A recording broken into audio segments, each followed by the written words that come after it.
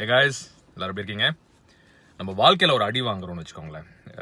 மனசளவுலையோ emotions அளவுலையோ ஏதோ ஒரு ஏமாற்றம், ஒரு அடி, பயங்கர அடி. என்னடா இப்படி நமக்கு நடந்துருச்சு அப்படின்னு அப்படியே நம்ம நொந்து போய் சோர்ந்து போய் கீழே விழுவோம் இல்லையா? அப்படியே அந்த இடத்துல நம்ம ஒரு முடிவு எடுக்கணும்.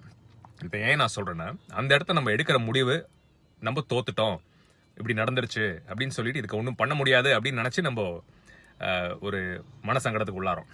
நான் ஒன்று சொல்கிறேன், அந்த நாள் வலியிலையோ வேதனையிலையோ உட்காந்து அழுங்க, என்ன தோணுதோ பண்ணுங்க. அதுக்கப்புறம் மனசுக்குள்ள நீங்கள் சொல்லிக்கிற ஒரு வார்த்தை இதுவாக இருக்கணும்: இதனால நான் விழமாட்டேன், இதனால என் வாழ்க்கையை தொலைக்க மாட்டேன் அப்படின்னு சொல்லிட்டு தூங்கிட்டு அடுத்த நாள் காலை எந்திரிச்சு பாருங்க.